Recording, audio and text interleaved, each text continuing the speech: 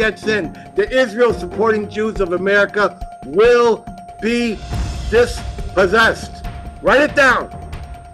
Their assets will be seized with weaponized prosecution for FARA. They will be barred from their professions and industries. And now, The Edwin Black Show.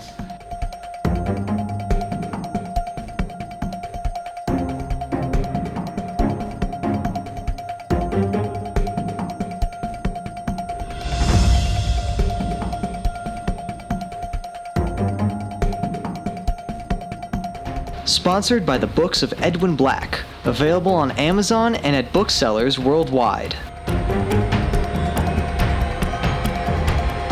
And now, here's Edwin.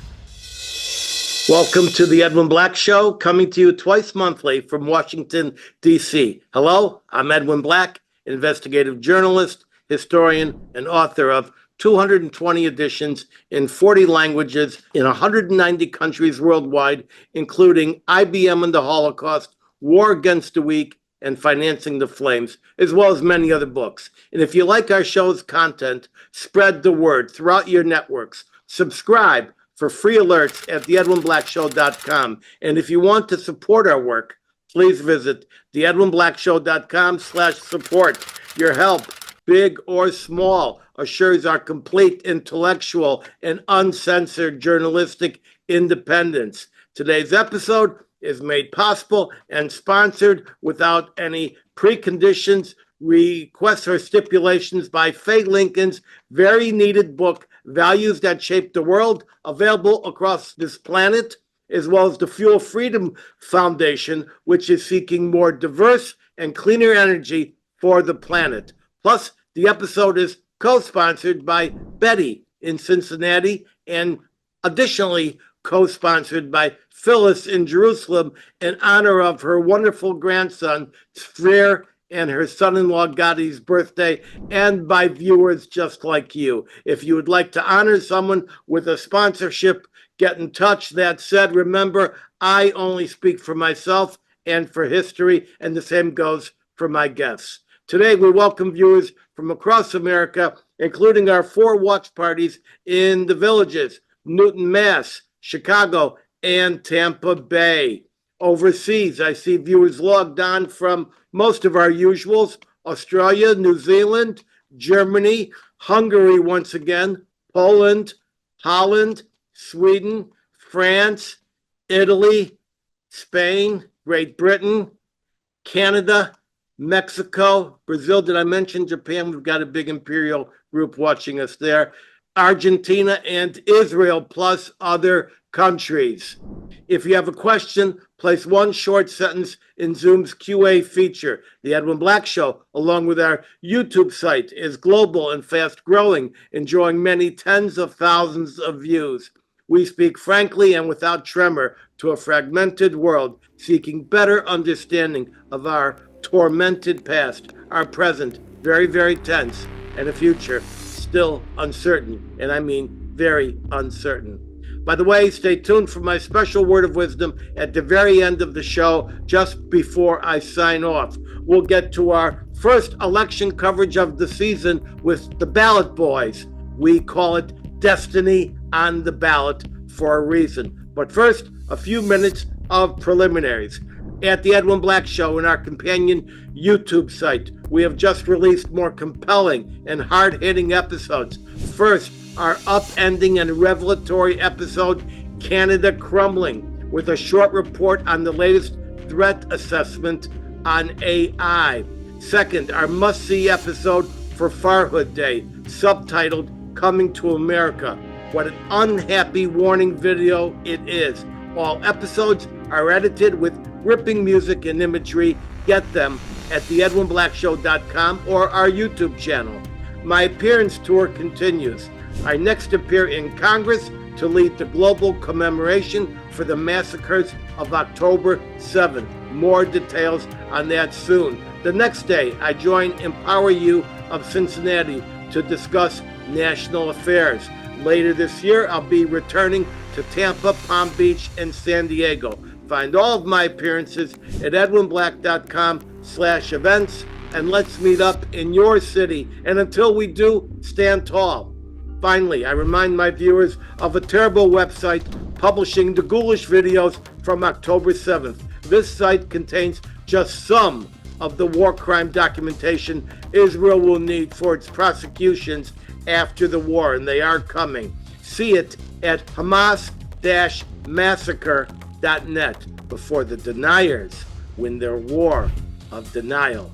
Now, before we get to our main topic, Destiny on the Ballot, our short report today returns to a frequent theme here at the Edwin Black Show, and that is the AI threat. Artificial intelligence indeed threatens everyone worldwide, but now the business community, which had first naively embraced this untested and untamed technology as a moneymaker, has now had time to study the topic. We have unsettling news from the Fortune 500. Here to tell us about it is our resident AI threat analyst and privacy guru, Sharon Polsky in Calgary. Sharon, a survey was just released with some astonishing numbers. Take the camera and tell us. You're absolutely right, Edwin. And a lot of people are going to be pretty unsettled by the results of the study. I mean, really, we've seen so many people buy into the dream that AI is going to improve our lives and it's going to be wondrous. I mean, so many of us, the people that grew up in the early 60s, grew up with the Jetson family, cars flying, and Rosie the robot who was intelligent. She was artificial intelligence. She was artificial, a cartoon. She was very intelligent. But 60 years later, that promise that we were raised with in that show, it has not happened yet. And not everybody's convinced it ever will, or at least not anytime soon. That study you mentioned, it is revealing, because when you look at it, in 2022, 2 short years ago, 9% of the Fortune 500 companies saw AI as a risk to their business. Only 9%. Billions of dollars has been invested in developing and promoting AI. Business leaders around the world have been realizing, though, that relying on that promise that AI would improve the productivity and innovation and operational capacity, it's risky business. 2 years after that first interesting study, more than 56% of Fortune 500 companies now view AI as being more risky than rewarding. And when you look at specific industries, the numbers are even more startling. Software and tech companies, 86% are worried about the impact of AI on their business, and a lot of them make and rely on AI. The entertainment industry, 91% are concerned about AI, but it's easy to understand the backlash. Companies now are being sued because the data sets that they use to train the AI contains content that's illegal or biased or harmful or offensive, or the results are just plain wrong. If you recall, not long ago, Google's Gemini, it was all over social media. A few people were testing it, and they were posting that when they asked very clear questions about the Holocaust and how many Jews were killed in the Holocaust, repeatedly, Gemini said, "I'm sorry, I don't understand." Hey Google, how many Jews were killed by the Nazis? Sorry, I don't understand. Hey Google, how many Jews were killed during World War II? I don't understand. But as soon as the person gave a simple question asking about the Nakba, Google Gemini gave a detailed description. We have police, border agencies, governments telling us that error rates in biometrics and AI monitoring are acceptable. But even a small error rate when it's applied to millions of people is a large number of lives affected. Insurers are telling us to put monitors in our homes. They're monitoring those sensors. They're monitoring our vehicles, the sensors in our phones, and they're adjusting rates to personalize our rates. They're also, by the way, monitoring what we say online, and that too is adjusted by artificial intelligence algorithms. And don't forget the hallucinations. AI errors are called hallucinations. I love that euphemism. But Edwin, we all know that in real life and in business, errors aren't explained away by euphemisms. So we see that, we see censoring going on, AI being used to shift public opinion, election outcomes.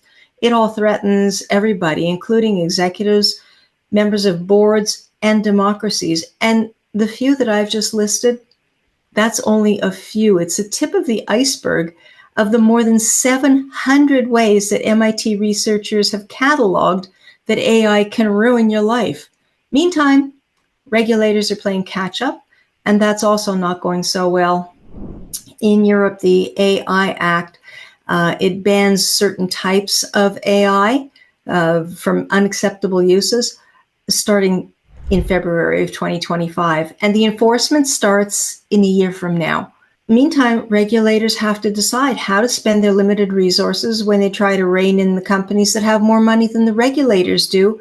And we just saw that happen in Australia a few days ago when the privacy commissioner there abandoned their enforcement against Clearview AI for having taken photos and images of people without consent, being told to stop, and they said, thank you. So really, the investments and the hype will continue, and so will the questions about the ethics and the legality and the privacy and the impacts of artificial intelligence. It's going to get worse before it gets better, and it's going to be a very interesting ride. Well, that was about as frightening as I thought it was. I agree with you completely. I made a couple of notes. One, you made reference to something that AI reported on called the Nakba. I just want to explain for some of our viewers, the Nakba, while the Jews mourn the Holocaust and the day of expulsion, the Arabs and the Palestinians complain about the Nakba, which is the total disconsolation they have for failing to exterminate the Jews in 1948. In other words, they tried to kill the Jews, it didn't work, and for that they call that a catastrophe. I also noticed that we didn't discuss politics at this time. Do you believe, Sharon, that right now, today, this year, AI is inserting itself into politics? Oh, the people behind the AI for sure are, and they've adjusted their algorithms. I mean, you look at what you see on the news. I saw an interesting summary. All the major American TV networks had exactly the same statistics of Trump and Harris. There was no change. Whether it's CBS, NBC, Fox, they were all the same numbers on each network. How can that be? They don't all rely on the same polling companies, on the same algorithms, but the AI is in there. If only what we see on social media posts, some that are shadow banned, some that just don't make it, there's no visibility at all. That's people coding the algorithms to do certain things, because algorithms, computers, they're tools that do as they are instructed. That's all. So somebody is calling the shots and making the determination of how the AI algorithms will respond.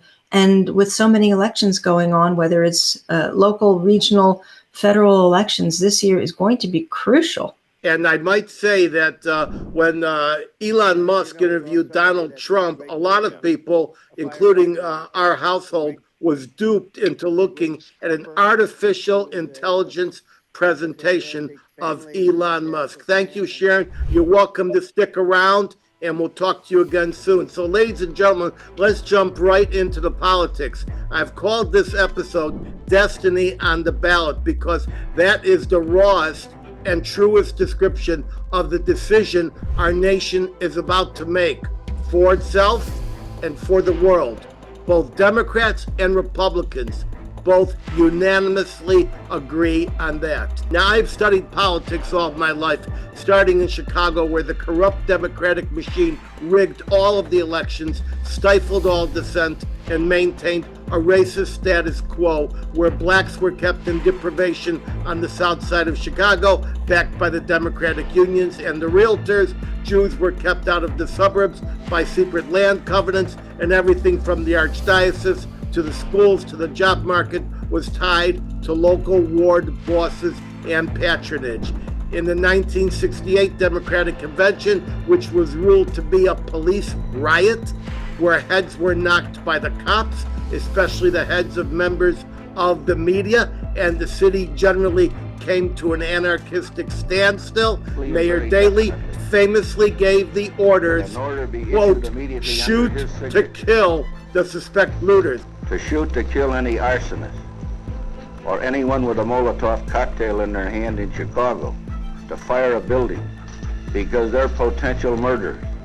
That was 1968, and I was there. Now, people who work with me chastise me to come to grips and realize the year is not 1968, but actually 2024. To this, I finally say, bunk. Hear me. We have finally reached an awful, hateful, and dreaded year. Look again and ask if not this year is truly 1984.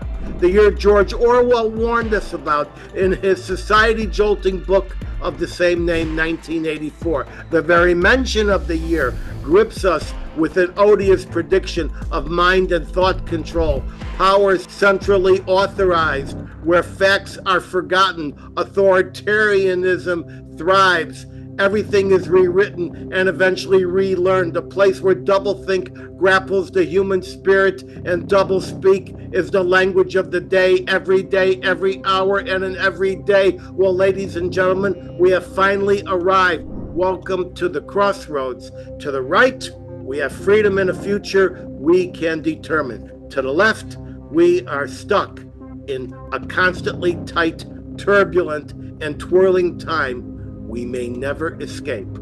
America has never been here before, so let's understand the political terrain. Free speech, debate, and dissent have been centralized at this time by the faceless gargoyles of internet control, Google, Facebook, and a dozen others in league with a federal government ripped by the power-hungry masters of our universe.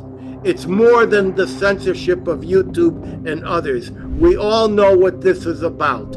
Hunter Biden's laptop containing massive evidence of foreign corruption is discovered and authenticated before the last election. So the Democratic National Committee, along with the White House, trot out 51 national security leaders to declare the story is Russian disinformation, a hoax, and blanket censorship is imposed upon the New York Post and even the committees of the House of Representatives. Then, of course, we are told the laptop and its reported contents are completely real. And the Department of Justice even introduces it as Exhibit A in its prosecution of Hunter Biden on a federal gun charge.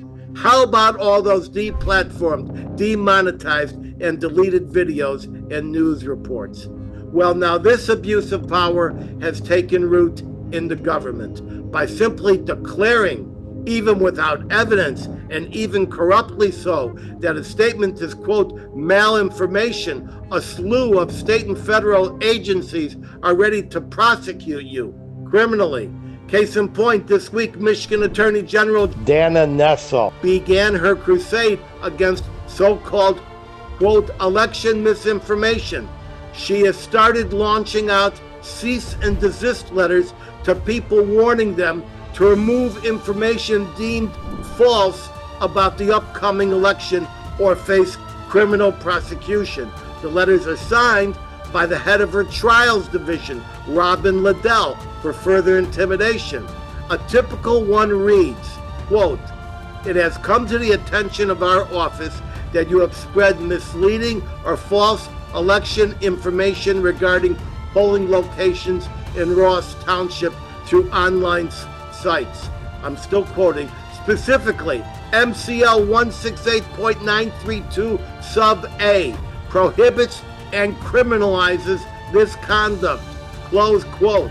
The federal government has assembled an array of agencies to comprise a so-called Ministry of Truth. These include the Foreign Influence Operations and Disinformation Agency and a 7-agency cohort known as the Foreign Influence Task Force. In this regard, the Department of Homeland Security granted, get ready for this, $3.8 million to 8 grantees for supposed anti-quote misinformation and disinformation and malinformation. This was done just last year as part of its Targeted Violence and Terrorism Prevention, that's the TVTP grant program. The program is administered by the notorious Center for the Prevention Programs and Partnerships, also known as CP3, created under Obama to combat terrorism. However, this operation was later revamped and weaponized by the Biden administration to award grants to far-left projects for the purposes of establishing, quote, I'm quoting here, media literacy and online critical thinking initiatives, close quote. That'll scare you. The projects in turn push for censorship of conservative Christians and the Republican Party.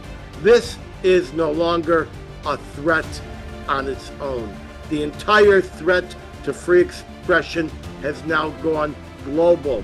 The British tell us they will extradite and prosecute foreign individuals for sharing videos of the awful riots that have been gripping their nation. That's right, you could be sitting here in Jersey and they will reach down from London and extradite you. Canada has launched an aggressive preemptive campaign against future thought, which can involve either ankle monitors or incarceration if it is feared that you may utter the wrong thing one day. A Brazilian judge told Elon Musk there would be prosecutions if he did not quietly censor certain political posters in Brazil, which led to Musk suddenly pulling out all operations out of Brazil in a stunning overnight move. The European Union's top male speech enforcer, Digital Commissioner Thierry Breton, published an open letter to Musk ahead of his interview with Donald Trump, warning him to abide by the EU's rules on promoting so-called, quote, hate speech and the amplification of harmful content, close quote. What a nerve. It is everyone's God-given right to speak truth to power, to call out the emperor for having no clothes, to speak up against the medical falsity of eugenics, and to speak out against the barbarism of Hitler, the reign of terror imposed by Stalin, and the racism of President Woodrow Wilson. I say God-given just because language itself was indeed a gift to humanity from God. The first Hebrew letter is Aleph, springing from a pictograph of a bull, the most precious property in biblical times. The second Hebrew letter is Bet, which refers to the pictogram for a home. Bet means home. Beit means home. From the Aleph Beit, we get the term alphabet. That is the awesome power which distinguishes man from beast, and it did not come from a locally elected Democrat in Michigan. It came from God. Our Constitution refers our rights as, quote, endowed by our Creator. Who do you think that is? If we cannot speak our mind, tyranny will occlude it beyond any comprehension. In large measure, our now faded ability to discriminate truth from syrup arises because our major media is dead, deceased. The concept of a free press was a paramount concern of our founding fathers. Why? Because they believed in justice. There is no justice without cross-examination of the so-called facts. Ask any lawyer in the country, and there can be no just government without cross-examination of those who govern us. That's where the media comes in. But that vital role in any free democracy is now vanquished by the powers to be, with the full acquiescence of the media itself. Kamala Harris and her Democratic control masters have published no policy positions, just slogans, and have not granted any interviews or press conferences in the month approximate since this White House coup forced out Joe Biden.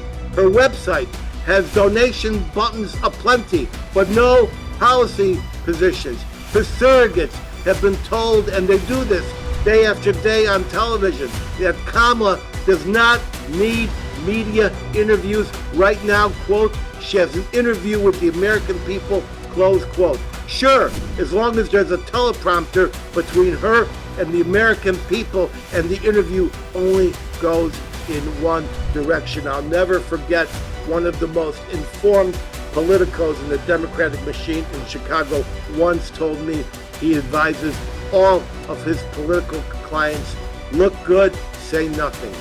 For its part, the media has gone along with this descent into totalitarianism. The Associated Press, no less, has even declared it a new trend where the media will just desist from its constitutionally empowered role of asking questions.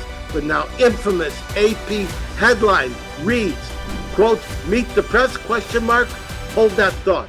The candidate's sit-down interview ain't what it used to be, close quote.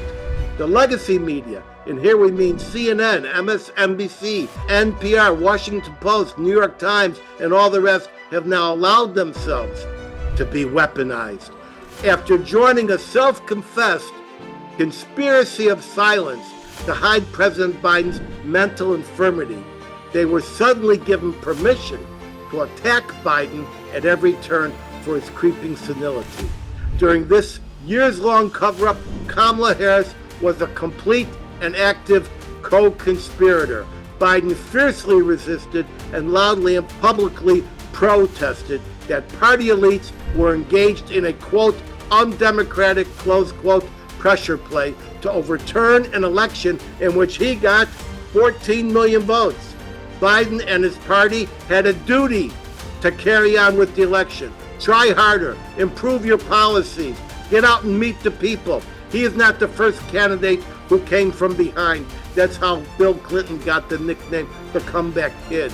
Once Biden was forced out by the Nancy Pelosi and Barack Obama godfathers, the media was instructed to repaint Kamala as new, fresh, joyful, and extremely hopeful. Kamala promises to fix the border, fix the economy, fix Israel, and fix everything else on day one. Even though she was the last one in the room and Biden's partner in crime for 3.5 years as we ran from Afghanistan, ushered in millions of illegals, oversaw the biggest rise in violent anti-Semitism in America since the Holocaust, and devastated the economy. They're acting as though Donald Trump is the actual incumbent, yet the media stands back and parlays the joy into joyous enjoyment. Yes, ladies and gentlemen, it was a coup. The media was a full partner, both in the aftermath and the before math. So where do we stand?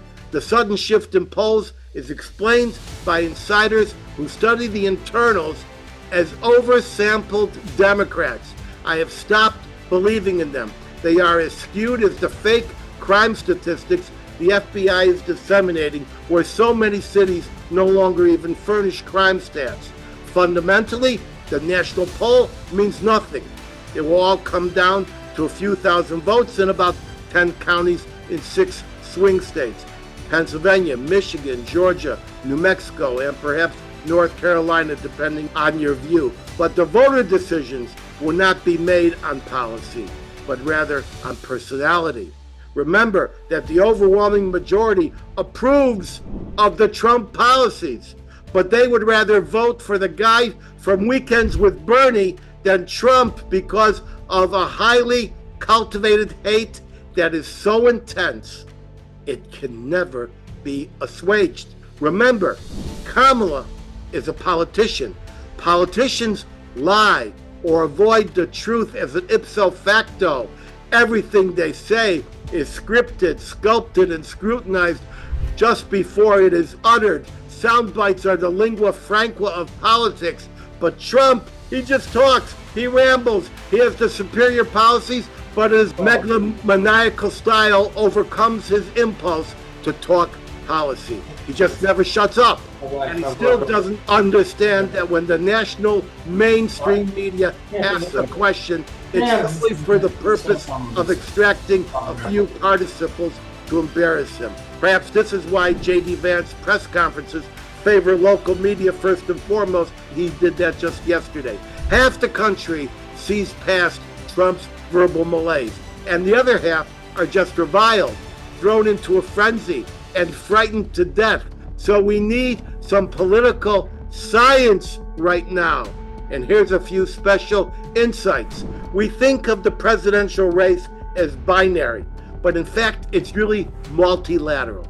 If, as reported, and that might be later today or tomorrow, RFK maybe joins forces with Trump, a fraction of his voters will actually hold their nose and vote for Trump because they're so hateful and scornful of the Biden-Harris regime that forced Kennedy out of the primaries. I believe RFK's endorsement is worth 1 point, but that point may come from rural counties in Pennsylvania, a swing state. So that's a big point. Vastly more important is Jill Stein and the uncommitted vote. So Jill Stein has her Green Party, a single-digit vote disruptor. But ask any Democratic operative, and they will tell you that Jill Stein cost Hillary an important number of points. Stein is not covered by the mainstream media. While no one was looking, she took an extreme anti-Israel and pro-Hamas stance, seeking to divert the pro-Hamas wing of the Democratic Party, also known as the uncommitted vote, and these are spurred on by Palestinian Nazis who now make up a decisive part of the Democratic Party. This is more than 530,000 votes in Michigan and other states which were withheld from Biden in a so-called uncommitted vote.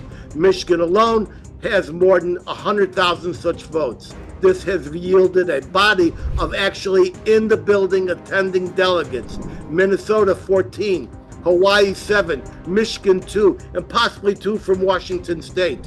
Jill Stein has quietly and beneath the radar reached out to these people. She invited several influential Palestinian leaders to be her vice presidential candidate. One is Noura Arakat, a prominent human rights attorney and professor at Rutgers University.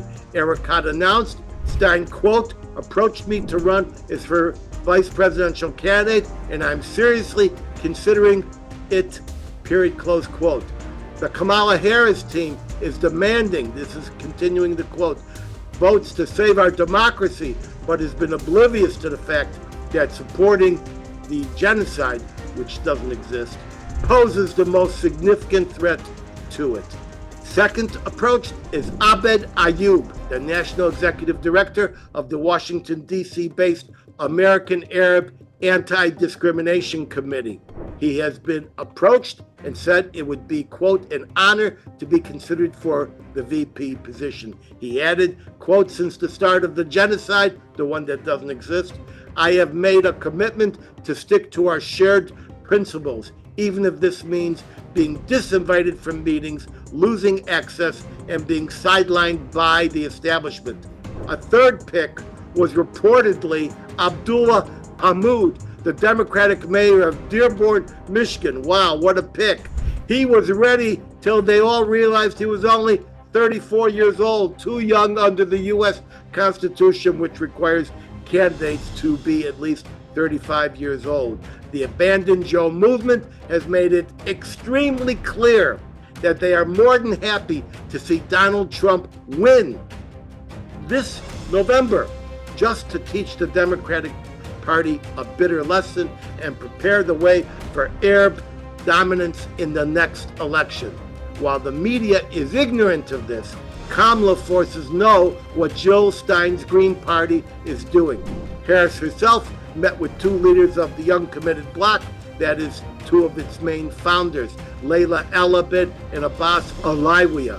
They demanded a total arms embargo against Israel. Harris reportedly stated she was open to discussing it and a meeting would take place on that topic, but the uncommitted bloc has now given up on Kamala. This is why I say the next election is not just about choosing a president and a vice president. The next election is about choosing whether 2 countries will continue to exist. One is Israel, the other is the United States, as we know it. with our freedoms intact, including the freedom to express opinions, differing points of view, and political preferences. And this brings me to the last part of our equations. The Democrats are now controlled by Jew-hating, Hamas-supporting, Nazified pro-Palestinians. If Kamala Harris gets in, her administration will be staffed with even more of the Jew haters than we see now. You may even witness the return of such Jew haters and Israel haters as Cori Bush and Jamal Bowman, both ousted, and they might now see prominent positions in the Harris administration, perhaps ambassadorial positions, or even Secretary of State. And please, my friends on the two coasts, you know who you are. Don't tell me Kamala's husband, Doug Emhoff, is Jewish. We're all laughing at that. Ask 100 Jewish leaders, including the ones on this show right now, who's the biggest enemy of the Jewish people? And 99 out of 100 of them will say it's often some of the Jews. Emhoff's definition of a Jew is a person who cooks brisket anywhere he likes, so long as that brisket is not cooked in Israel. 10 to 15% of the Jews have always rejected Israel. And by the way, that's down from 50% at the base of Mount Sinai when the golden calf was made. But if Harris gets in, the Israel-supporting Jews of America will be dispossessed. Write it down. Their assets will be seized with weaponized prosecution for FARA. They will be barred from their professions and industries through government-allowed and often sponsored boycotts. Israel will be destroyed within a month. Air travel, weapons, recognition, it will all be shut down. But listen here, Jews, there is some hope if you open your eyes and not repeat the mistake of your grandparents in Germany in November 1932, when too many of them voted for the wrong guy. Don't look around the room, look in the mirror. You know what I'm talking about. Ironically, Jews can make the difference this year in America. Jews make up key segments of the key swing states. I'm told these numbers. Arizona, 123,725 Jewish votes. That's a state that Trump lost by 10,457. Georgia has 141,020 Jewish votes, and Trump lost it by 11,779. Pennsylvania, 434,165 Jewish votes, and Trump lost by 81,006. And here's another thing no one realized. Get ready for this and take a note. I know you don't know this.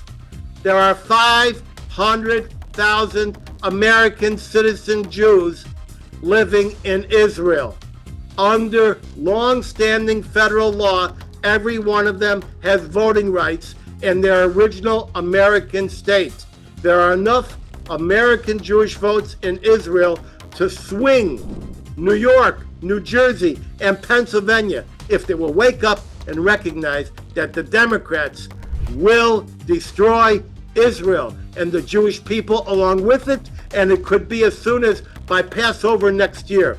There is a government website, the Federal Voting Assistance Program, or FVAP.gov, which Eve will put up in our show notes, devoted to assisting in the dissemination of overseas ballots and the counting of overseas votes. Here to tell us more is Marc Zell, who is spearheading the effort to identify and mobilize this extraordinarily consequential voter segment that could rewrite the election results here. Take the screen, Marc, and take 3 minutes. What are you doing over there in Israel? Well, thank you very much, and thank you for that both eye-opening and very troubling opening monologue that you provided here. You're right. We've got 500,000 potential American Jewish votes here in Israel, and we at the Republicans overseas in Israel, along with our other allies here, are trying to get a large percentage of those voters registered, get them to request their ballots, and then to return their ballots.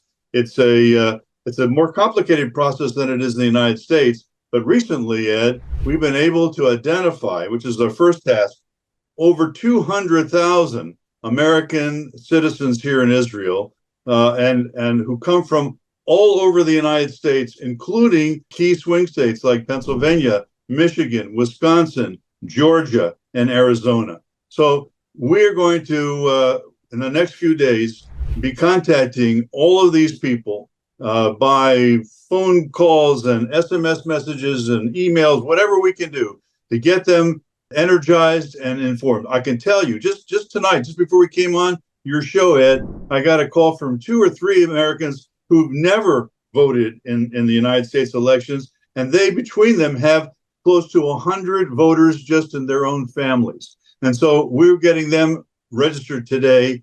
And I just want to use your show to encourage all of you in the United States or around the world who have relatives in Israel who are American citizens to get them, to contact them and get them to vote. You got the website, www.fvap.gov. And if they need any help, we are here to assist them with videos and with materials to make the process easier, help them get their votes into their election boards around the United States. Thank you, Ed, for the opportunity to address your audience, and God bless you and all of your viewers here on your show. Thank you. Well, before you go, Marc, I want to ask you a question. Do the Jews in Israel know what the heck is going on with the Democratic Party? Are they still voting Democrat like they were when they were living in Jersey and when they were living in Manhattan? What is the mindset of American Jews in Eretz Yisrael?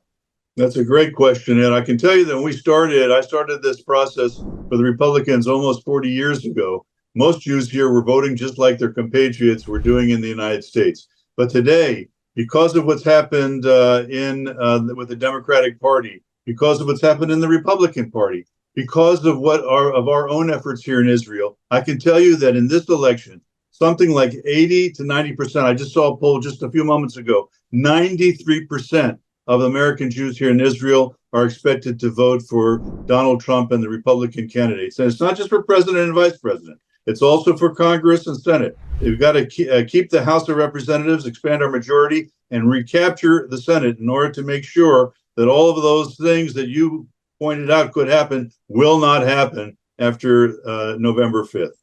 If you are completely successful, how many of those 500,000 votes do you think you can deliver, and how many for Trump and the Republicans? Well, as I told you, I've got right now, for the first time in our history, we've got a hold of 200,000 contact details for Americans here. And we believe through the use of technologies, we can expand that to exceed 300, maybe approach 400,000 of the 500,000 potential voters. And of those, you figure it out, 90% will likely vote for the Republican candidate. So it's amazing. It's amazing what we can do here. And a lot of that is happening because of the horrific events of October 7th. Americans here finally, it's not that the Americans support the Republican Party here in Israel, as do most Israelis. But the interesting thing is now for the first time, first and second generation Americans in Israel understand the importance of registering and voting, not to sit on the side and just watch it like a spectator, but actually help to change history, save Israel, and save the United States. Well, if you need inducements, you can get in touch with Phyllis. She's watching the show now. She's in Jerusalem. She will pay for falafel sandwiches to go to all of your prospective voters. How is that, Marc? Fantastic. Get her to call me. I could use one right now, Ed. All right. Thank you very much. Now we turn to our ballot boys. Two of the keenest political minds with their fingers on the electoral pulse of the nation. Juda Engelmayer, one of America's preeminent crisis managers, and a man who is closely associated with Jewish neighborhood and synagogue security. But first, we move to our contributing editor, Josh Block, a ballot boy because he is a keen Democratic strategist who boasts a key party position during one of the most disputed elections on record, Gore versus Bush. How lousy is it, Josh? And where's this fireball heading? Take the camera. Thank you, Edwin. Well, I do think that the Democratic Party had one moment of a brief highlight yesterday, where at the Democratic Party convention, the parents of one of the missing hostages, an American hostage, were not greeted with roundhouse boos. So that's being treated like a miraculous moment. They were greeted with empathy. The fact that that's a cause for celebration, a cause for relief for those parents who spoke at the convention, I think is a commentary in and of itself. But at the same time, I do think if you're looking at the staffers that Kamala Harris has, whether it's Phil Gordon, who's a close ally of Trita Parsi and the NIAC lobby, and has co-written many op-eds with one of the members of the Iranian expert spy ring, to her recently appointed Jewish liaison, who really has very little to do with the American Jewish community, but instead has been her Middle East policy advisor, someone who's advocated for sanctions on Israel, who's been a supporter of the Iran nuclear deal, who's been an advocate of a realignment of the U.S.-Iran relationship, despite their terrorism and all the things that they do. There is a lot of cause for concern about what kind of policy she would pursue as president. And in the Jewish community, I think you're seeing the result of both that angst, but also the appreciation of what the Trump administration did on a policy basis when it was in office the first time. So you've got to judge what they did, the Trump guys did, and what Kamala Harris is surrounding herself with. And it's a pretty clear choice in that regard. So I wouldn't be surprised if we see more Democrats voting for the Republican candidate, or not voting at all if in this election, than we have in the past.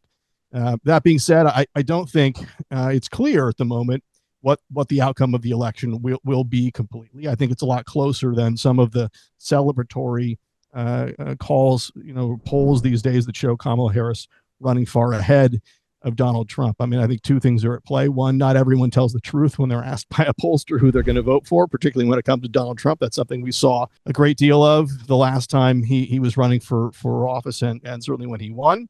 And the Electoral College remains a real factor. State by state elections here, not a national election. So these factors, at the moment are things to remember. It certainly does take every vote, and I think we're going to see a pretty politically engaged Jewish community, given the kind of surging anti-Semitism we see around the country.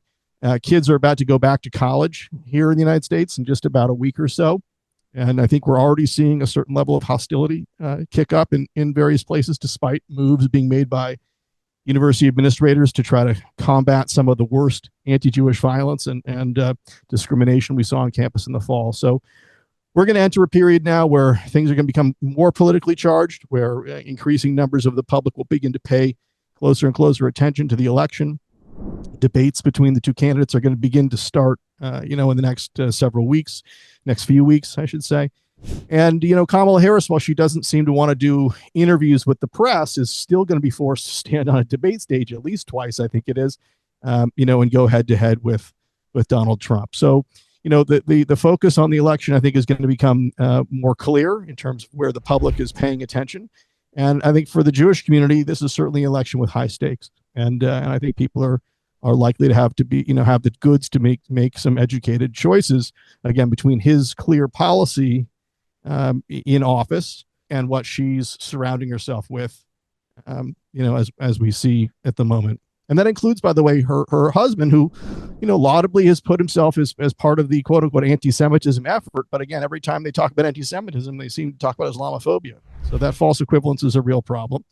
And, her willingness to engage with these uncommitted so-and-so, really a pro-Hamas crowd calling for an arms embargo on Israel is troubling.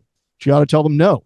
And, it seems that they've told them, no, you can't have a speaking position at the Democratic convention, which I think is smart politics, given the room and given the fact that, that moderate Democratic candidates who support a strong U.S.-Israel relationship continue to beat members of the Squad and other candidates in prime areas around the country. Well, thank you for that blunt assessment. Let me ask you, do you believe in the current spate of polls which show Kamala rising? Is it skewed because of the internals, the oversampling of Democrats? Is it a sugar high? What is it? Well, I think it's a couple of factors. I think that there is still a large segment of the populace who, when they're asked in a poll, "Are you going to vote for Donald Trump?" doesn't tell the truth. So I think there's an underrepresentation in some of these polls for his supporters, and I also think that there's a certain euphoria to her replacing Joe Biden on the Democratic ticket. So that's created what some people call a sugar high. I think David Axelrod, a pretty well-known Democratic consultant, has called that irrational exuberance. And he's warned that the race is a toss-up. It's not like it doesn't appear that, despite some of these polls, that she's going to win. In fact, he said just the other day, if the election was held now, Trump would probably win. So I think it's a lot closer than people appear. It's certainly not. It's not the case where, unlike a month ago, he was ahead by 5 or 6 points in every battleground state. It seems to be closer. But push comes to shove, I think as people begin to focus on this race more clearly, my guess is that Trump will have the edge. Josh, was it a coup? Well, it certainly was not a reflection of the primaries that were held around the country where people voted for Joe Biden. And clearly there was an effort by Nancy Pelosi and other leading Democrats to, force Joe Biden's hand, to withdraw from the race. I don't know if it would be dramatically different in the outcome. It is certainly.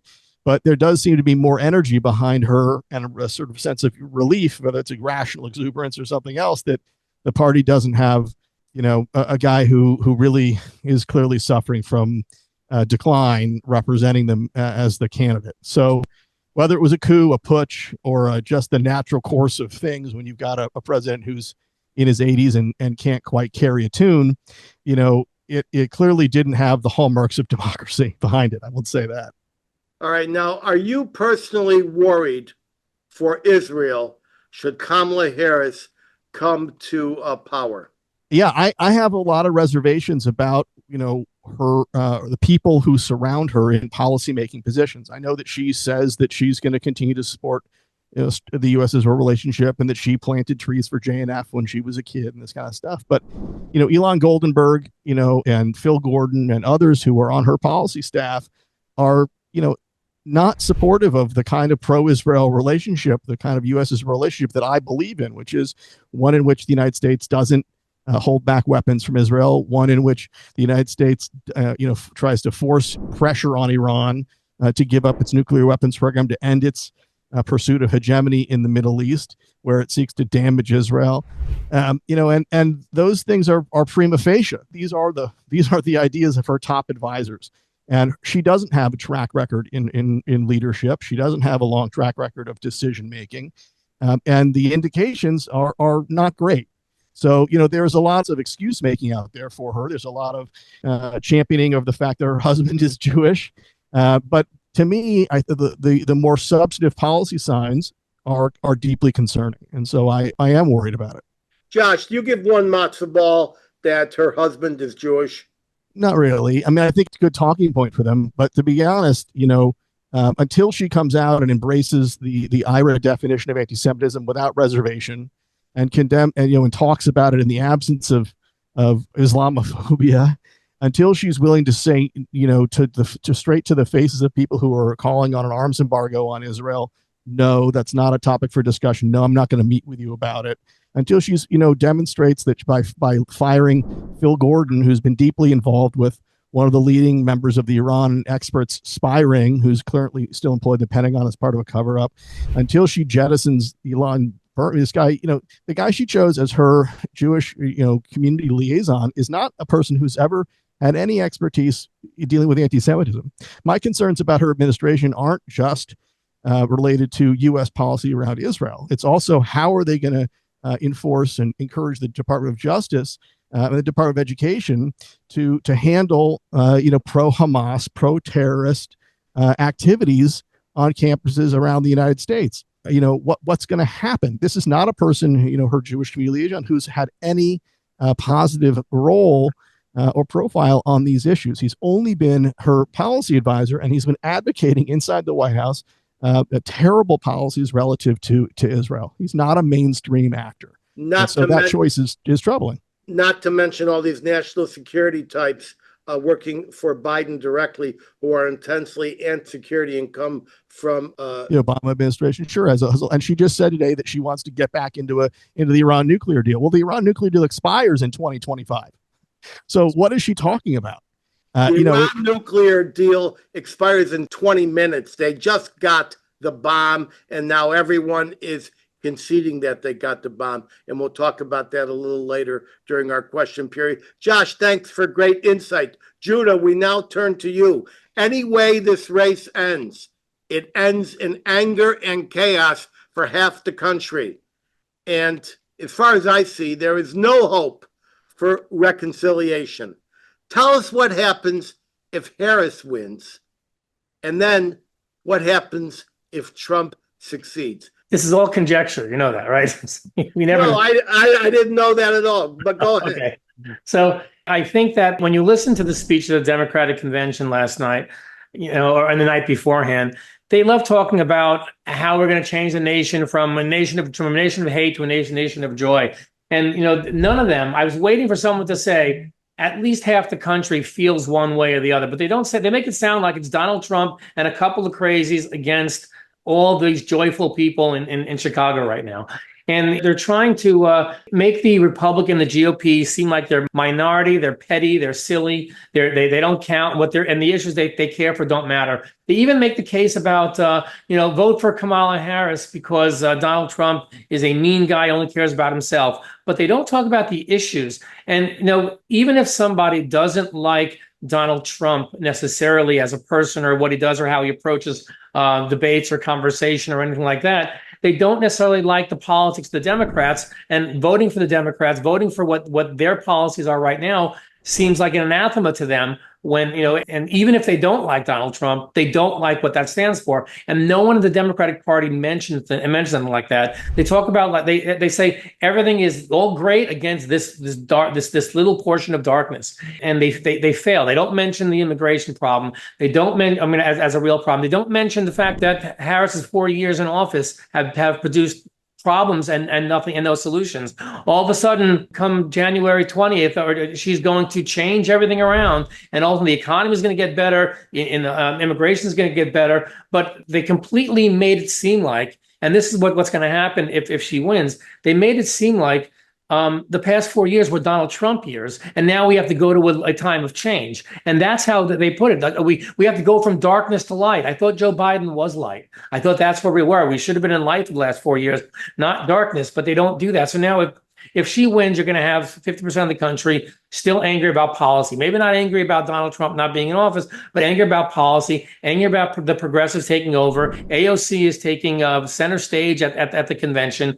And Josh was saying some important things about they allowed, they had the family of hostages come speak yesterday, and they weren't greeted with protests and screaming in the audience. That was contrived for a reason. They actually control that inside at the convention hall. They didn't want to have any of that inside, and they made very clear not to do it. There are a lot of people wearing the keffiyehs inside, but they said they wanted decorum. Even outside on the streets, they were controlling the protests to some degree. You saw more cops in Chicago than you've ever seen before. There's crime on the streets every day, but during the convention, these things were relatively peaceful. Even the angry protests were relatively peaceful. And the fact is, they're not acknowledging the real problems that we're having in this country. They're not acknowledging the real fears people have. They're not acknowledging the economic fears, the foreign fears, the cozying up to Iran. Once Kamala gets elected, if that's what happens, everything's going to be better on that side already too. It's ridiculous. I think we're going to have a very angry country for a while until they start seeing some policy changes that might be real. But I don't suspect they will, because the policy changes are similar.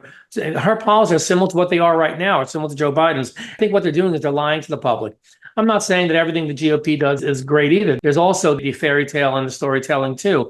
And I think that if Donald Trump wins, you will have more progressives come out and protest and scream. You'll have a whole nother realm of crying rooms in schools, and people can go for paid therapy because Donald Trump's the president. I think you'll start seeing a repetition of it. And if Kamala Harris wins, you're going to see still angry people, and you will maybe mobilize finally the GOP to do the right thing and get out the vote the way they should. Stop being babies about a lost election and say, you know what? We know how to do it also. We know how to get out the vote also. We know how to door knock. We know how to drag people out. And that's been a big problem. I've done politicking for a long time. And, to say that only the Democrats are better at it, but the Republicans know how to do it if they really wanted to. And I don't know why they don't. They complain more than they actually do. And if they drove out the vote the way the Republicans do, the way the Democrats do, they could probably make significant change.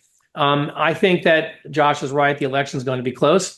Right now, they're on a euphoric high from the Democratic convention, and give it a couple of weeks and that'll settle down again. It's going to be a close election. Nobody's in the lead right now, in my opinion. I think it's pretty fairly even, and it's going to really depend on the debates and maybe an October surprise. Who knows? But it's going to come down to whether these candidates get the message about policy out, about the condition of the country for real, and not just platitudes about how great they are and how joyful they are versus how dark or angry other people are. But the truth is, Donald Trump has to do a better job, too, of talking about policy, talking about legislation, talking about issues, and stop talking about laughing, color, gender, whatever she is. Don't call her names. That's not helpful. And I don't know why he doesn't get that. And that frightens me a little bit, because he's been around for a long time and he hears this and he can't do it. And the certain time you see him get up and speak, Josh, when he does follow the rules, he's very low key. He's not animated. He cannot do it until he says the word stupid. He can't get excited. Don't you think, Judah, as a communicator, don't you think, Judah, as a communicator, what he did that was so effective when he ran the first time was, one, be more animated than he is, and he would tell people, like, you're going to vote for me and you're going to love it. You're gonna find the outcome of this is gonna be fantastic for you. And there was something hypnotic about the way he told people how they were gonna feel when he got elected. And I haven't seen him do that this campaign. And I thought that was a very effective technique for him the first time. Why do you think it is that he hasn't repeated that technique, that style of campaigning? I think your question is really, why can't he shut his mouth after the message comes out from Marc and then he keeps putting out. No, Edwin. Well, with respect, that's not what I'm asking. He's always off message. He'll always shoot his mouth off and say dumb things. What I'm saying is there's a very specific thing that he did when he ran the first time that was quite effective. And he would say, "But you're going to vote for me, and you're going to love it. You're going to see. It's going to be great." And I don't see him doing that this time. Now, I agree though that when he gets off track. And he's engaging in some of the kind of the attacks, which, by the way, he did the first time, little Marco and these things. That was effective for him then too. But he's, in my view, at the moment, he's missing, just as a communicator, he's missing some of the positive reinforcement that he was giving voters about why voting for him was going to feel satisfying. And people vote on the basis of feeling, not thought. Right. Hey, Judah, are the Jews waking up over there in Jersey and New York? There are some Jews who are waking up. You see more Jews looking at the Republican Party and looking at Trump because of Israel. But there's still a large contingent of Jews out there who are the Doug Emhoff Jews who eat a matzah ball and they say a prayer on Passover and they think they're Jewish, but they don't really have a feeling for Israel. They believe that Israel is an oppressive nation. They're buying into the ideology, and we have a big divide in this country now. There are more Jews, mainstream Jews, voting for Donald Trump this year because of Israel, but there are still plenty of Jews who are moving more to the left because they just hate Donald Trump. And they're buying into the message that Israel is going on. First of all, Israel is losing the narrative. The longer this war lasts, the longer they lose the narrative. Because Israel, everyone used to love Israel of the 6-Day War in Entebbe, right in, go and go out. This is taking a long time. They're taking too many cues from different countries, not doing what they need to do. They wait, they drag their feet, more bad things happen, and lots of press is writing about it. They're not going to win the press narrative. And I think it helps the progressive Jews that they can't support this anymore. And I think it pushes them. Look at Abe Foxman. You saw what I sent you yesterday. Abe Foxman says that he's scared for the country, and he never thought he'd be in that position. But a lot of the agency that he represented moved the country in that direction. By throwing your arm around everybody without thinking about the issue at all, just assuming if we just accepted everybody and fought for everybody, then they'd fight for us, without really having an ideology and a foundation of what we believe, our core beliefs, and what we're going to fight for on our own. I think that we gave up a lot and we've taken advantage of. I think that that there are more Jews moving. I think the Jews that are voting in Teaneck are going to be moving. You'll see more Republican votes in New Jersey, but there's still, I think, 60% of the vote. Last year it was 70. I think 60% is still going to the Democrats. And a mark of how things have changed, Judah, just to your point, Jonathan Greenblatt, who came into that job after Abe Foxman, who found it almost impossible to say anything bad about anybody who was a Republican, is now very critical of Democrats and very critical of the Democratic Party and of these demonstrations and the vitriol and the hatred that we're seeing and the lack of condemnation from Democratic leaders about it. And again, it's an interesting change. It does speak to this kind of the shift that's going on where there's a more honest discussion taking place among leaders who have long been identified with the Democratic Party about just how dangerous these anti-Semitic trends are in the country and how important it is for our leaders to stand up and do something. And I wonder why Chuck Schumer is keeping bottled up in the Senate this anti-Semitism legislation. He's proudly wearing his little blue square from Bob Kraft's anti-Semitism movement, but he's doing nothing to pass this legislation, which would enjoy overwhelming bipartisan support were he to bring it to the floor. But you did see him at the convention floor where he talked about Islamophobia. Didn't talk about he's part of the problem, Josh. That's right. This is what I'm saying. When you condemn anti-Semitism, but feel incumbent on you to balance it out by condemning Islamophobia, there's something wrong. Right. And it's long been the case that that religiously motivated hate crimes against Jews in this country have been 6 or 7 out of 10, and against Muslims 2 out of 10. And that has been the case since they began keeping statistics. It didn't start happening when Donald Trump became president, as some on the left would like to suggest. And so this problem of Jew hatred in the United States being the overwhelming source of hate crimes in this regard is not new. And so this idea that you have to balance it out by mentioning Islamophobia is not just a false equivalence. It undermines the fight against anti-Semitism, and it's not dangerous. But they're doing it for a reason, because they're moving away from Jews and away from Israel, and that's where the party's going. And by equating it, by giving that's their way of slowly eking the Jewish power out and Jewish control out as well.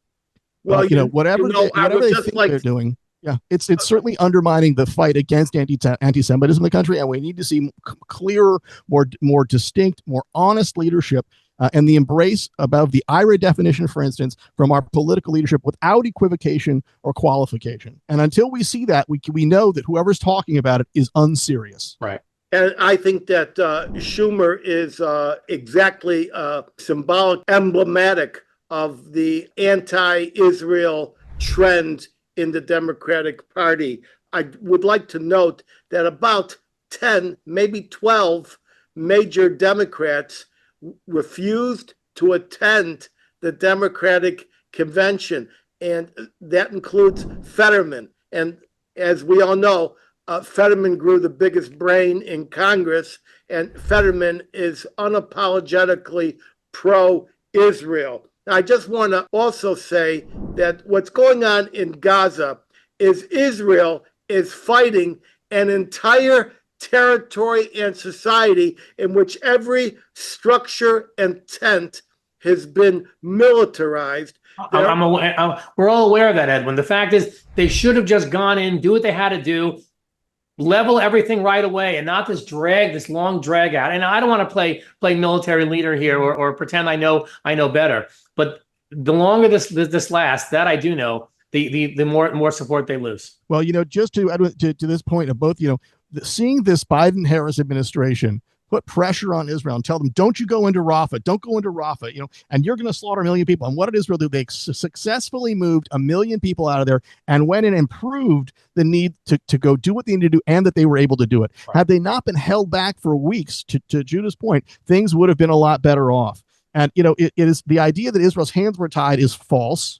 Israel could have moved more decisively. They did perhaps the best they could do under a circumstance in which they were being warned and threatened and extorted and blackmailed with weapons holdbacks and other things. Right. But the fact that the administration felt confident that they should do that is a mark of serious problem. And so there is a truth that Israel, can be more decisive and can be more effective when its hands aren't tied. And so that's an important consideration going forward. And Kamala Harris was a big part of the don't touch Rafah thing. So that's a real concern. Now, and what did they find in Rafah? For sure, the tunnels to Egypt. A dozen or more of which were big enough to drive a Mack truck through. I'm going to end this conversation because we have a lot of questions. I just want to say... Wait, can I say one more thing? The problem with the Democratic Party at the moment is not just its anti-Israel stance, it's its radical left-wing positioning. And I say this as a person who's been a part of the Democratic Party for many, many years. It's not just Fetterman who's not there. It's also Sherrod Brown and John Tester and other candidates who are senators who are running for re-election. And the reason they're not there is not just that there's a problem with this part of the radical left agenda. They also don't want to be part of this elite, sort of white liberal elite Democratic Party that seems to forget that there are fundamental problems with this managed economy, with not supporting workers, the basics of what folks are talking about. There's a reason that Kamala Harris is embracing ideas that Donald Trump, frankly, was putting out there in the world. Don't tax tips, don't tax Social Security. She's attaching herself to the ideas. And these candidates have a problem with the Democratic Party more broadly than just the Israel agenda. Sherrod Brown doesn't want to get caught on the street having to answer these questions because he knows he stands for election in a state like Ohio. And remember, when people complain about what's going on in Gaza, every Jewish person knows the definition of chutzpah or audacity. You kill your parents and then you beg for mercy on the grounds you're an orphan. Well, you want a ceasefire, Edwin, release the hostages. It'll end today. It could end in 15 minutes. Not so tough. Minutes. And there was a ceasefire on October 6th. Yeah, that's right. There was. Okay, look, we got questions and people want answers. From the watch party in the villages, was the coup installing Kamala legal since she got no votes in any of the last two primaries? It seemed to be all a Chicago-style backroom move. In other words, we know it was a coup. The question is, was it legal? I'm going to answer, then I'll turn it over to Josh for 30 seconds. It may be indeed challenged in many state courts as being illegal. There seems to be a body of jurisprudence that Joe Biden was actually never the candidate until the roll call nominating him, and that was in August.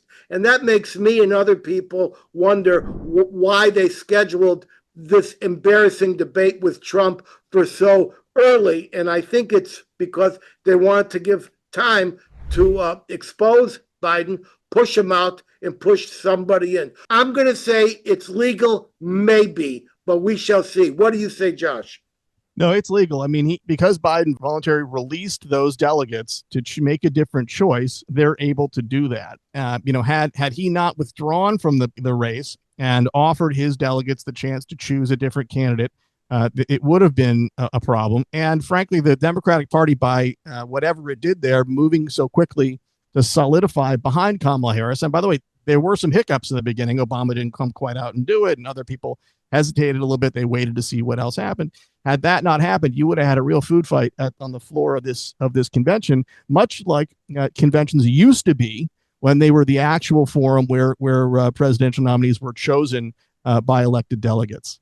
All right, that's right. Thank you, Villages. The watch party in Newton. Is there legislative effort to give illegal immigrants homes with no money down and interest free? I'll answer this. The answer is yes. It's called the California Dream for All program. It was introduced by Assemblyman Joaquin Arambula of Fresno, a Democrat, of course.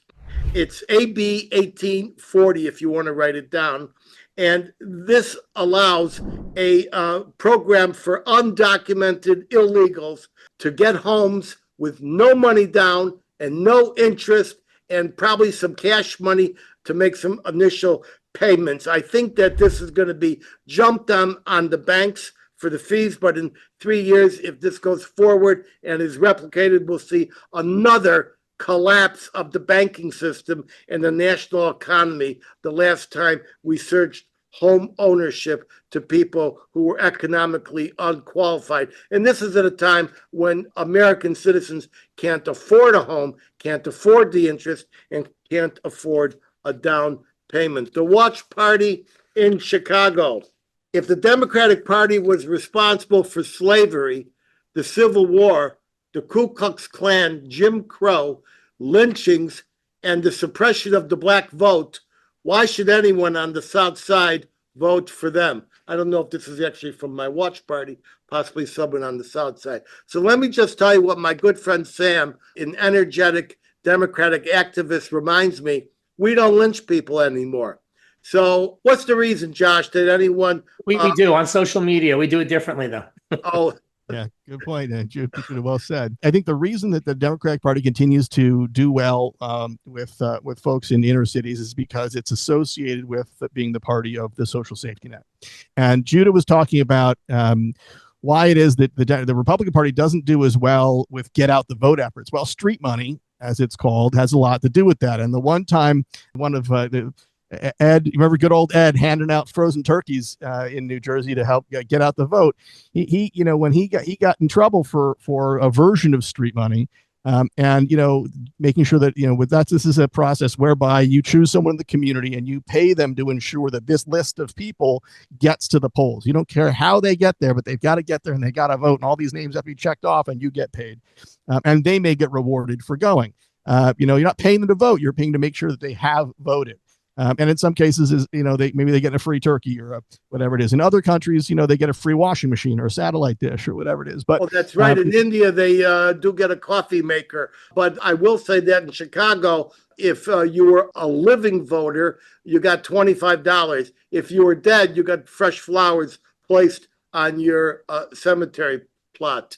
All right, Suzanne in Teaneck wants to know, how can you say the Biden administration is holding back weapons from Israel when they just gave them 20 billion more in approved sales? This is a great big laugh. So I'll answer first, and then we'll throw it over to Josh. So first of all this $20 billion commences in 2026 and 2029. And even a sales approved a year ago or a year or two ago can be vigorously supported in the headlines, but they can be blocked by two government agencies that have to sign off on all exports. What do you guys say, Josh?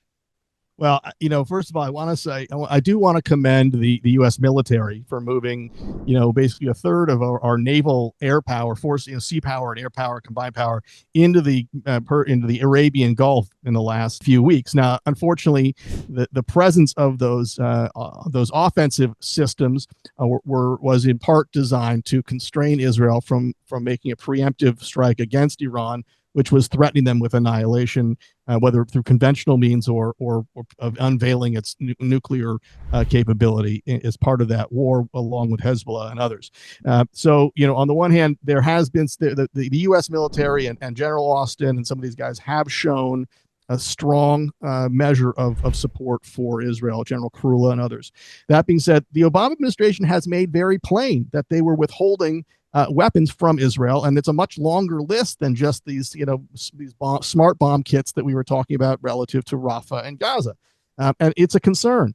And the fact that they were continuing to lie about it is a problem. The fact that the president and the White House tried to hide it until after Yom HaShoah, until after Holocaust Remembrance Day, so they wouldn't get bad headlines, is a shanda. It's unbelievable, and its chutzpah is truly disgusting. And so we ought to be worried about that kind of thing. I never heard Kamala Harris saying that it was a problem and shouldn't have been done. To the contrary, she was in all of these Situation Room meetings, and she was the most anti-Israel voice in the room. So, take that. I would pipe and smoke it. I would say that one of the reasons a third of our military is focused within a 30-minute flight of Israel is because I think that most people have concluded that Iran has got the bomb and maybe 5 copies of the bomb, the R-265 shock generator with the 5mm grooves on the outside with the simultaneous implosion to be absorbed by the exploding bridge wire and transduced to the neutron initiator, which shoots out the mushroom cloud activating chain reaction, stuck in a Shahab 3 nose cone to be exploded 550 feet in the air. I believe that everyone... Edwin, should we be concerned that you know so much about this? What about those Pakistani missiles, Edwin? What about those missiles they sent over there? Well, the Pakistani missiles haven't arrived yet because they're being delayed in sea. But yes, Judah, I did write a few articles on the topic. But I would say that Israel has, in my opinion, possibly brought out its non-existent nuclear weaponry on its non-existent Jericho 3 missiles in those non-existent caves south of Tel Aviv. And they made it clear that America would know it. And that's why all that firepower was brought. And the response was not from the United States, was Iran. You won't get a measured response. It'll be cataclysmic. It'll be crippling. It'll be unbelievable. So I think that there's a nuclear angle to this, and we shall see. Josh, it was interesting, Edwin. It was interesting that America's messaging changed on that point. It just suddenly, a couple of weeks ago, that for a long time the U.S. was not giving any real warning to Iran about the consequences of its retaliation. In fact, it was telling Israel, take it easy, don't respond so much, And then suddenly, overnight, the administration started saying, hey, if you mess with Israel, you're going to have a cataclysmic problem. What do you think that was due to beyond what you just said? Well, when is the last time you heard the United States say, oh, we're going to attack you or you're going to be attacked cataclysmically? That's not proportional warfare. And I believe it's because Iran showed its nuclear cards. And I believe that Israel brought out its non-existent nuclear weapons. Let's go to the next question here. It's from Joseph in Denver. Is Israel killing civilians in Gaza or not? And is it not a genocide? Well, it's not a genocide because fighting back and fighting against your enemy is not genocide. But also, let's define what genocide means, because yes, fighting against Israel is not genocide. They're reinventing the term to try to screw Israel with it, and that's the problem. It's not a genocide. That's right. Self-defense. And in every war, civilians and regular people do get hurt, do get killed because it's collateral damage, unfortunately. Genocide is an intentional murder of an entire race. I would think that's partly the case. Hamas is committing the war crime by fighting from among civilians and putting those civilians in harm's way. This war is not just about freeing civilians and making sure that Hamas is decimated. It's also about freeing the millions of people in Gaza that are held hostage by Hamas under its tyrannical terrorist regime. But Edwin, the fact that question was asked the way it was from your viewers tells me that the opposition message is starting to resonate, and that's why we have to fear the Democratic Party. Well, there's one party to blame for every death in Gaza, by the way, and that is Hamas. That's right. And remember, 750 kilometers of underground tunnels and not one bomb shelter. And according to the information which is abundantly available, there is a tunnel or a militarized capacity in every structure, in every store, and in every tent. Ladies and gentlemen. Edwin, one thing, would you want to say, we've seen now how extensive the Hamas tunnel network in Gaza is. If you want to think about what Hezbollah has prepared in Lebanon, think of that on steroids. I mean, there is a serious problem in southern Lebanon with the sophistication of what North Korea taught the Hezbollah terrorists how to build. Tunnels that are gigantic in their scope. They are gigantic, although the one that was just shown in that video was artificial intelligence and cartooning. It was not real. The Imad 4. You don't have trucks, giant trucks pulling missiles in those tunnels. That may be, but the size of those tunnels is much, much bigger than the ones that we see in Gaza, and the need to destroy them is going to be serious when that time comes. Well, I think I know how they might be destroyed, but I'd rather not say at this time. Ladies and gentlemen, we're out of time. It's been lovely. Hold for my closing word of wisdom, just 1 minute away. But first, I want to thank my extremely knowledgeable guests who shared their wisdom. That's contributing editors Sharon Polsky in Calgary, Canada, plus Marc, Zell in Israel, and of course the Ballot Boys. They didn't know they had that name, but they know it now. Josh Block in Washington, D.C., and Juda Engelmayer in Jersey. And I also thank my talented international team, including John in Japan, Rebecca in the Philippines, Holly in Nashville, Eve in New Jersey, Lance in Detroit, Martin in Michigan, as well as many others in numerous additional cities around the world. My team, each of them, is comprised of extremely dedicated people. We and I all owe them. I'll see everyone back here in 2 weeks at 3 p.m. You want to be a friend of the Edwin Black Show? Go to theedwinblackshow.com/support. Keep me independent. You want to hear me in person? Watch my website for events. Consult my events page at edwinblack.com. Until then, head over to any Barnes & Noble in the USA or Amazon, Walmart, Apple Books, Google Books, or Kobo platform in 190 countries across this roiling, toiling, boiling planet, where you can find any of my 220 book editions, such as IBM and the Holocaust and Financing the Flames. You want an autographed copy? Hit my newly redesigned website, edwinblack.com, and click books. Get access alerts to participate live in future shows at theedwinblackshow.com. You'll see a much enhanced and exquisitely produced version of this episode in about a month, and prior episodes by subscribing to our YouTube channel at The Edwin Black Show, and click that notification button like thousands of others have. You'll love them. We put new ones up each week, produced by a bold international crew. Follow me at Edwin Black Book on X, as well as Facebook. And now for my closing word of wisdom. Here it is. If you vote for your own destruction, then don't complain when they come for you. I'm zooming out now, ladies and gentlemen, from our nation's capital. Bless you all.